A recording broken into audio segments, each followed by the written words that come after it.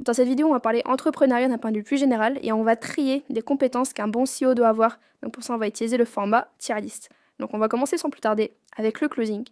Moi, le closing, je le mets en A tiers. Pourquoi je le mets en A tiers? Parce qu'on peut très bien vendre du ticket sans faire de call de closing. La majorité des entrepreneurs le mettront en S tiers, mais pour moi, c'est pas indispensable. Ça veut dire que c'est bien d'avoir des bonnes compétences en closing, maintenant, c'est pas indispensable. Je vends des produits qui vont jusqu'à 3000 $ sans faire de call de closing. Ok.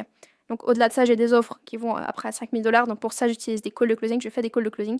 Mais sous les 3000 $, on peut très bien vendre sans faire de call. Donc c'est pour ça que je le mets en A tiers. C'est une super compétence, mais elle n'est pas à 100% indispensable.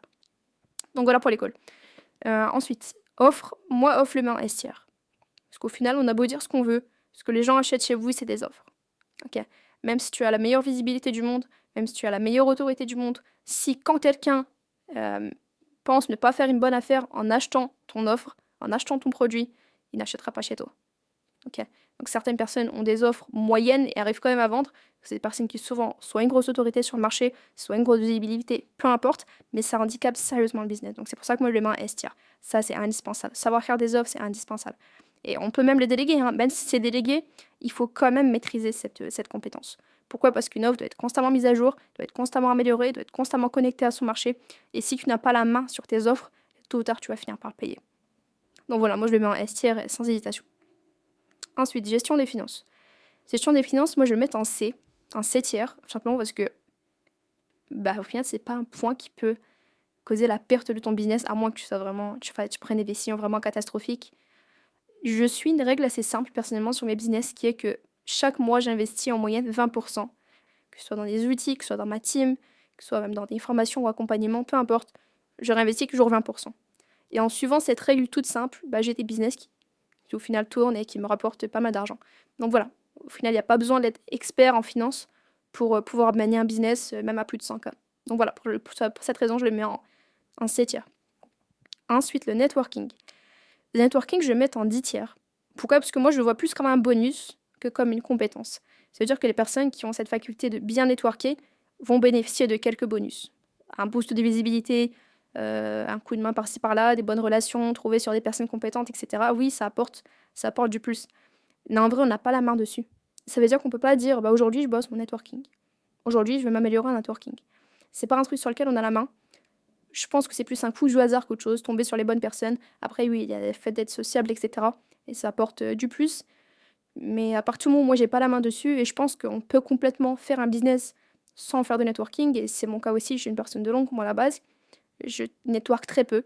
Et pourtant, j'ai des business qui tournent très bien. Donc, voilà, pour cette raison, je le mets en tête tiers parce que pour moi, c'est pas du tout indispensable, c'est plus un bonus. Ensuite, le marketing, aucune hésitation. Je le mets en S tier. Pourquoi? Parce que le business, c'est deux choses. C'est avoir une offre qui répond à un besoin et mettre cette offre en face des personnes qui en ont besoin. Tout simplement. Donc, savoir faire une offre, mettre cette offre en face des gens qui en ont besoin. Donc, le marketing, pardon, c'est indispensable.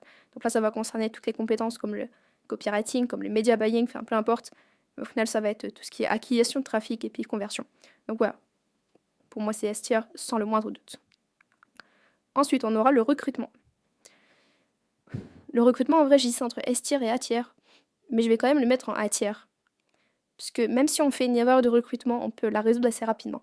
C'est-à-dire qu'il y a un dicton qui dit qu'on doit recruter lentement et virer vite. Suivez cette règle et puis normalement, vous n'aurez pas de problème. Ok. Il faut savoir que des A players vont apporter une grosse plus-value à votre business et à contrario, des C players vont impacter négativement tous les A players que vous avez. Donc c'est pour ça que moi, sur les points clés de mes business, je ne recrute que des A players. Par exemple, dans la délivrabilité, quand je dois recruter des coachs, par exemple, je ne prends que des A players. Même si je dois payer plus cher, peu importe, c'est la qualité de mon produit là qui va être impactée. Donc je vais m'assurer d'avoir un produit full quali de par le recrutement que je vais faire. Ok. Et après, sur certains points, on peut se permettre d'avoir un B-player, par exemple le montage vidéo, des points qui sont secondaires, ils ne font pas vraiment impacter votre business. On peut se permettre de faire quelques économies en prenant des B-players. Les pas de C-players, par contre, pas de tir au flanc, parce qu'au final, ça va impacter négativement les A-players, qui eux vont régresser. Ok. Parce qu'une team, soit ils se maintiennent vers le haut tous ensemble, soit il y a quelques éléments qui vont baisser le niveau global. Donc voilà, important d'avoir des A-players, de recruter des A-players, des B-players sur des postes qui sont pas hyper importants, on va dire, mais toujours garder une certaine cohérence et une certaine homogénéité quant au recrutement. Donc voilà, je mets en A tier. Management, ça c'est un de mes points faibles. Je vais le mettre en C tiers. Parce que je suis pas très forte en management et que malgré ça, mon équipe se débrouille pas mal, surtout en fait une question de recrutement. Les deux sont corrélés forcément. Il y aura des personnes qui seront beaucoup plus simples à manager que d'autres.